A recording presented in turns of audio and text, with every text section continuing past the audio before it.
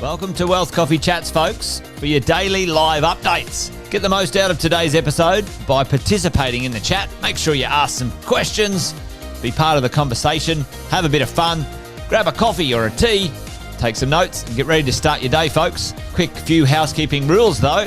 No spamming, no advertising or self-promotion in the chat. That's not on. Be kind and respectful to everyone when participating. And most of all, have a good time.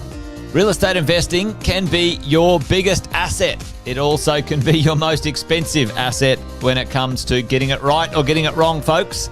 It can be time-consuming, stressful, and that's why here at Positive, we have what's called a 6-star team, a full-service team that provides integrated wealth and property investing solutions and services simply designed to help you progress towards your goal of passive income through your property portfolio, folks. Make sure you check out our other podcasts on the Positive Mentor Network. Not only is there Wealth Coffee Chats, there's the Urban Property Investor. Drops every Wednesday with straight talking investing strategies and lessons with Sam Saggers. Property Investor Tales. This is where our clients, you guys, share real life stories from property investing, hosted by some of our advisors and strategists. And that's done every fortnight, dropping every Monday. Wealth, Wine and Wisdom, folks, that debriefs the week that was in the world of finance and property, hosted by yours truly, Jason Witten and Andy Fenton on Fridays. Hey, good morning, folks.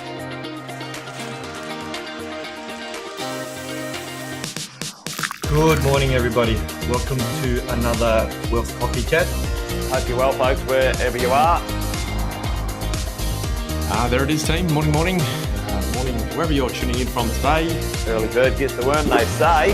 Here at Positive, we offer a 6-star team. It's a team that help you at every stage of your wealth creation journey.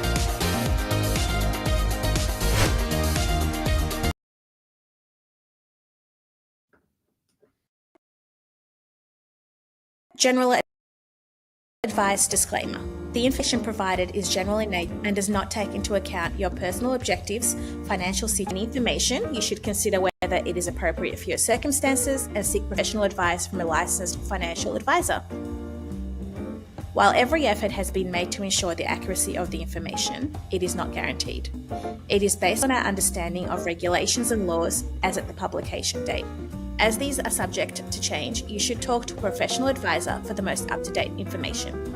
Any examples or illustrations provided are for illustrative purposes only and are not a guarantee of future performance. We do not accept any liability for any loss or damage incurred by reliance on the information provided. Any opinions expressed are subject to change without notice.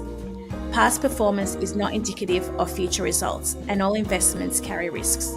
Neither the hosts, guests, nor any affiliated entities accept liability for any loss or damage arising from reliance on the information provided. By listening to this podcast and viewing this presentation, you acknowledge and agree to these terms.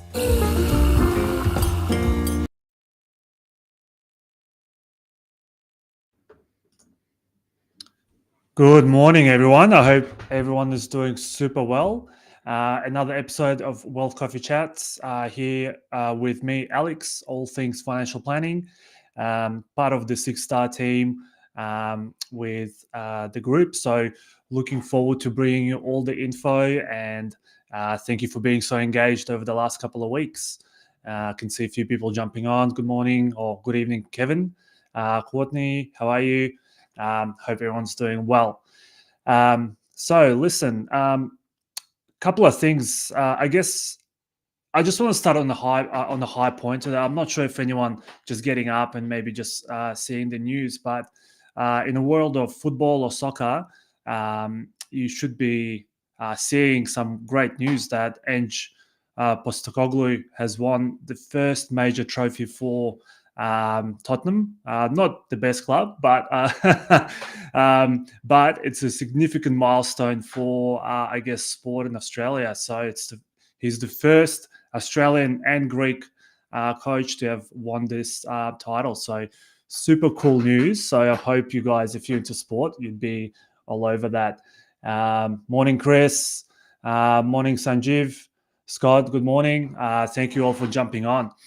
Hey, look, over the last couple of weeks, I've been sort of chatting about the asset allocation and, and what it kind of does for you in terms of your investment journey, and how you should be sort of thinking about it when you're constructing your portfolio. So we went through cash, fixed interest, and I think now we're hitting what might be the most viewed or the most interesting topic out of them all, is around property, right? So property, I guess most of you guys would be very familiar with, and it might be your biggest asset that you own at the moment. So, but you'd be surprised to know that if you go through your superannuation or your investment strategy, unless you're directly investing into it, like your property portfolio and whatnot, you'd be surprised that the property allocation within your superannuation is actually relatively low. You'd be lucky to have sort of 20% allocation to that asset class overall, which is quite surprising considering that I'd sort of got some stats ready for this week. We've got the biggest asset class in Australia is residential property, right? So you're looking at $10 trillion. Then commercial side of the equation is literally 10% of that, or just above, at $1.3 trillion. So, and then the rest, the next biggest one outside of the superannuation savings would be your equities, which is something that we'll cover off in the next week, I hope.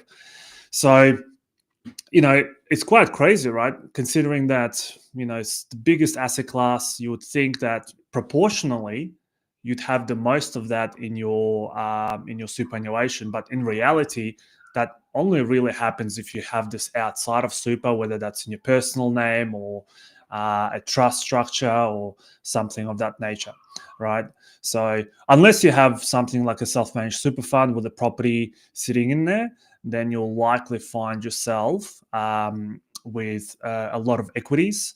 And perhaps if you're with a industry super fund, you'll find yourself with a big allocation to alternatives, right? So after this podcast, jump onto your superannuation account and just have a quick browse as to how your investments are actually invested.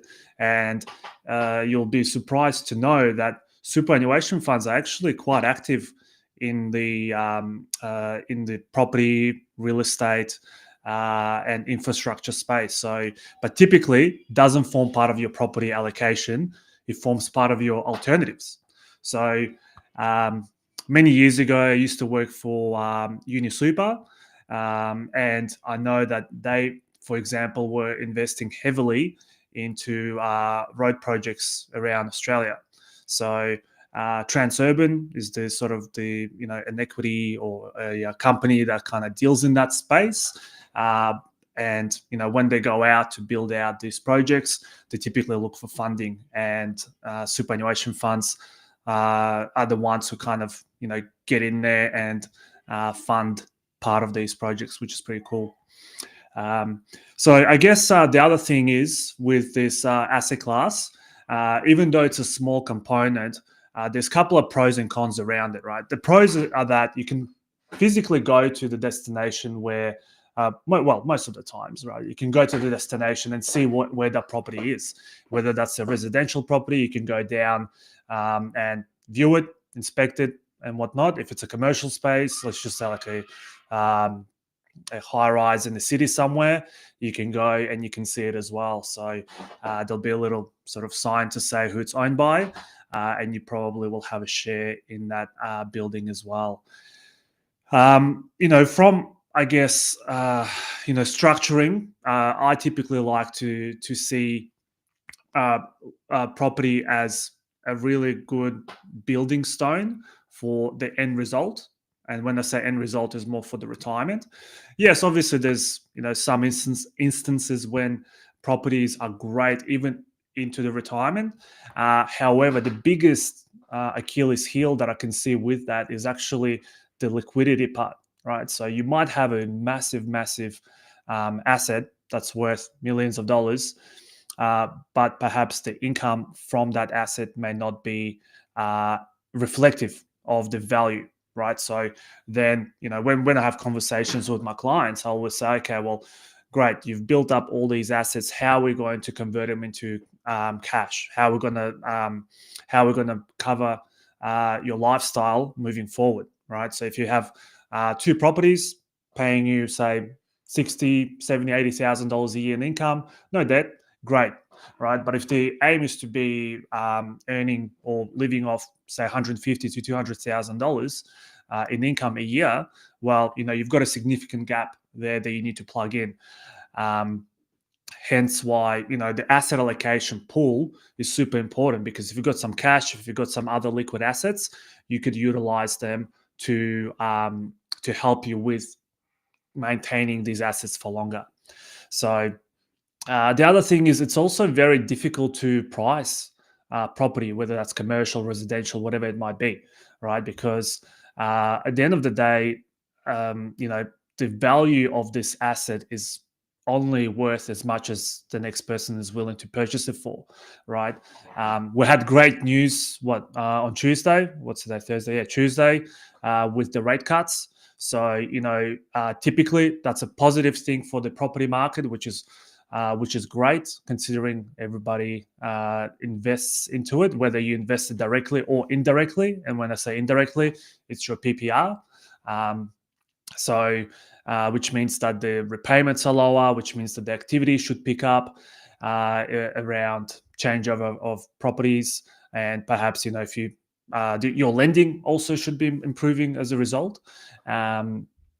So again, but these things, right? Like, even though like everything sounds great, it's going to give you that additional sort of purchasing power.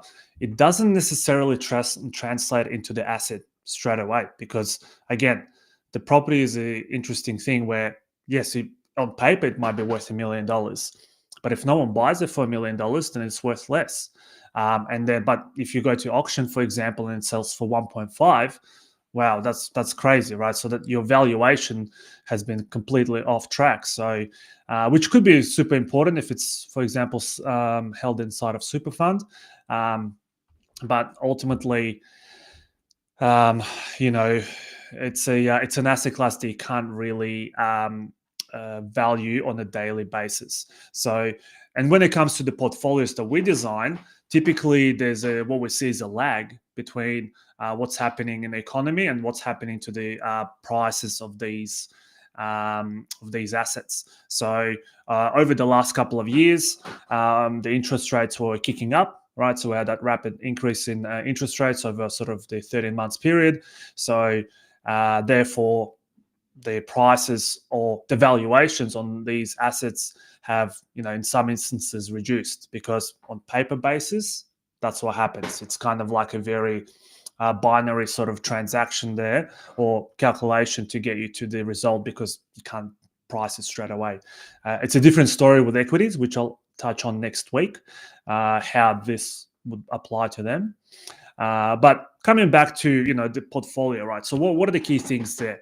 One, it's typically, a relatively secure asset, because you can see it.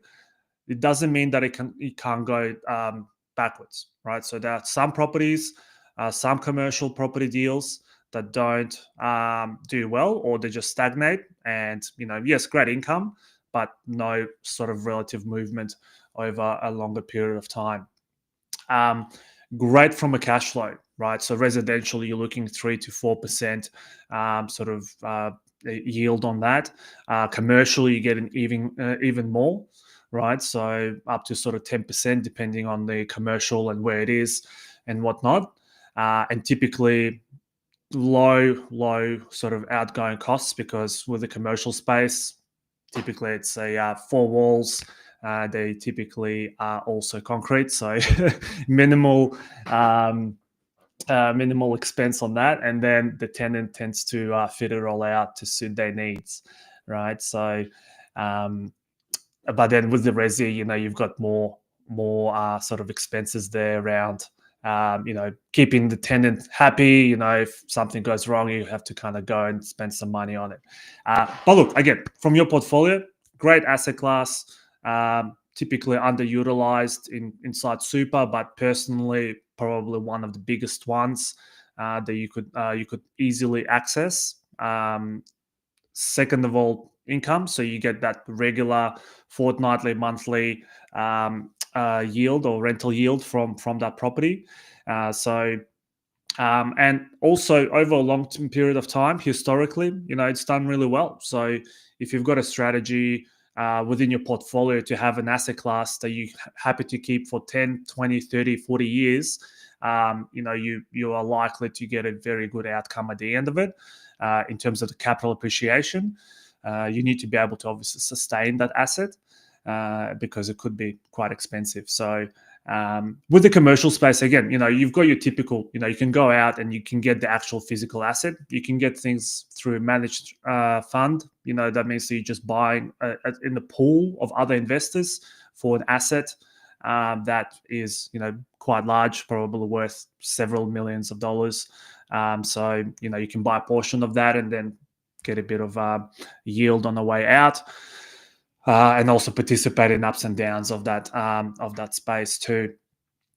So yeah, keep in mind property. Like, I don't want to dwell too much about it because I think a lot of you know what it is. I will do a summary at the end of this sort of mini series about the asset class and give you a couple of examples as to how we would potentially invest the client at different stages with what sort of allocations you would kind of look to have. Again, comes down to the risk profile. Typically when I speak to my clients, they always say property, it's safe and whatnot.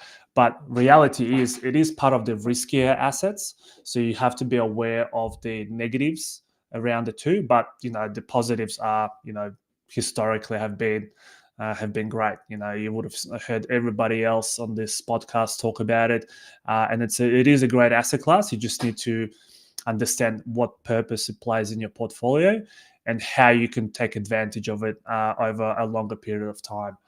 Again, it's not an asset class that you would invest in for a couple of years. Yes, you can get lucky. The investment can go up rapidly in value, like what we saw sort of over COVID around Queensland area, for example. Just using that as a very broad example, but those things don't necessarily happen at the same rate. Just as an example, go back and look at what happened in WA pre-COVID for 10 years prior, right? So would have been a completely different story. So, but if you held on for 10 years and then you held on for the last sort of 3, I think that's when you would have picked up a lot of the gain in that market. So again, from our perspective, we want to make sure that it covers off on, your objective, which is typically to grow your asset base and also make sure that it also provides income along the way. So you'll see in the next couple of episodes when I talk about alternatives, there are asset classes that don't actually do one or the other, and we'll chat about those specifically then. Again, in summary, massive asset class, underinvested inside super for most of the portfolios. Personally, probably overinvested. Great from an income perspective. Haven't even talked about negative gearing part. That's also another sort of benefit there that you could utilize. Steady income typically, and long term, it's been a great asset class. So, and not to say that it's one of the biggest, or is the biggest, I should say, in Australia. Trumps basically every other class combined. Something that you need to consider. Have a look at your super, like I said. Have a look at what you've got allocated there. You might not even have anything directly with property or infrastructure, but then look at the alternative side and see what the super funds are investing in there. So you might be very, very surprised as to what your money is invested in. So, all right, I think I've got Jeff here. Good day, Jeff. How are you? Thank you all for jumping on. Again, I just want to remind you guys, let me know if you've got any questions, any topics you want me to cover, in relation to financial planning. happy to share, stories, how we sort of deal with clients, what our conversations have been, or how we deal with these sort of things. So until next week, thank you guys. Thank you for tuning in, and until Thursday, see you later. Thanks for watching another episode of Wealth Coffee Chat, folks. Make sure you like, subscribe, and turn on your notifications so you never miss a thing when we go live. Improve your portfolio and investing game, folks, with Wealth Coffee Chats live every